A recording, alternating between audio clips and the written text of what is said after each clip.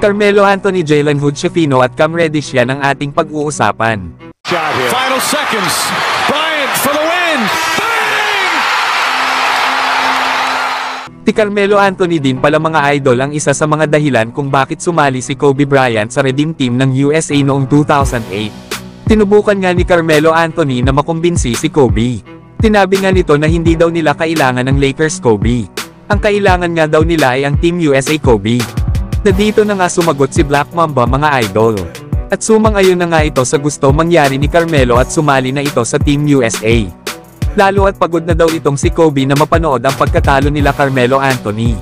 Yan nga mga idol ang mga ibinahagi ni Carmelo na kwento kung papaano nito na-recruit ang isang Kobe Bryant para sa Team USA. Lalo at noong 2002 FIBA World Cup Championship ay 5th place lang ang nakuha ng Team USA nang matalo sila ng Yugoslavia sa score na 81-78. Pagdating naman ng Olympics noong 2004 ay natalo naman ang Team USA laban sa Germany sa semifinal sa score na 89-81.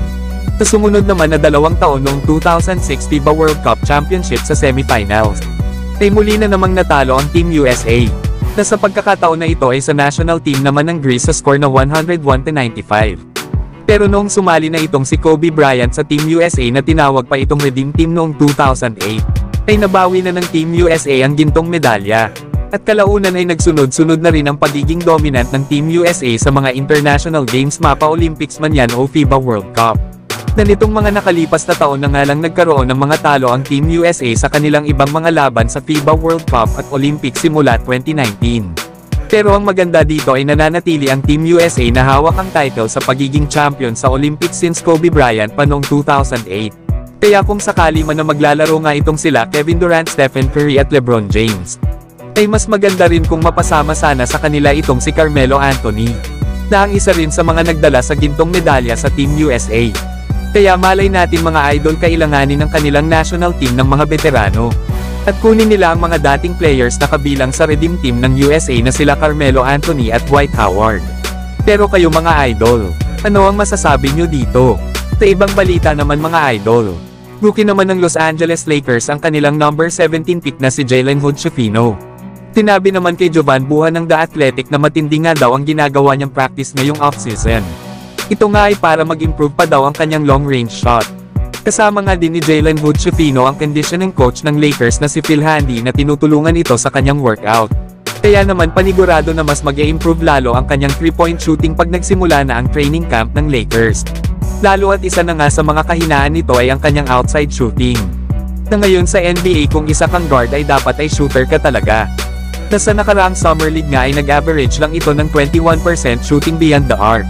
Kaya kailangan talaga itong ma-improve ni Jalen Hood-Schifino kung gusto niyang tumagal sa NBA. At para naman sa huli nating pag-uusapan mga idol, Cam Reddish isiniwalat naman kung bakit number 5 ang gagamitin sa kanyang jersey number sa Lakers. Na ayon pa nga sa naging paliwanag nito ay ang tunay niya daw na number ay 22. At lumaki din daw ito na ginagamit ang number 22. Pero meron nga daw itong aso na ang pangalan ay 5. Kaya yun daw ang nakakatuwang dahilan ng forward na si Cam Reddish kung bakit number 5 ang gagamitin niya sa kanyang jersey number. Nasa 4 na taon nga ni Reddish sa NBA simula nang madraft ito ng 2019 bilang 10 overall pick. Ay pang-4 na team na nga nito ang Lakers. Nasa kanyang ang unang team na Atlanta Hawks ang kupunan na nag-draft sa kanya. Ay ginamit niya dito ang number 22 sa kanyang jersey number. At nang matrade naman ito sa New York Knicks ay ginamit naman nito ang number 0.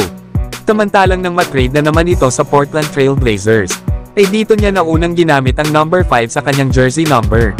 Kaya naman ito rin ang gagamitin niyang numero sa kanyang jersey pag nagsimula na ang NBA. Na may pagkakataon pa naman itong si Cam Reddish na ipakita ang kanyang tunay na kakayahan. Lalo at sa una nitong dalawang kupunan ay hindi nagamit masyado si Cam Reddish. Bagamat naging maganda naman ang performance nito sa Portland Trail Blazers ang pangatlong naging team nito, ay mas pinili niya pa rin ang Los Angeles Lakers. Lalo at dito ay mas fit ang kanyang laro, na kung saan naghahanap talaga ang Lakers ng mga players na bukod sa bata pa, ay maaasahan sa opensa at depensa. Lalo at kilala nga itong si Cam Reddish na isang athletic na forward at sharpshooter. Kaya bagay na bagay talaga ito bilang 3-and-D player ng kanilang kupunan. Napanigurado na marami itong assist na makukuha mula kana Austin Reeves at LeBron James next season. Pero kayo mga idol, ano ang masasabi nyo dito kay Cam Reddish? So hanggang dito na lang tayo mga idol. At huwag nyo naman kalimutan mag-subscribe bilang pagsuporta.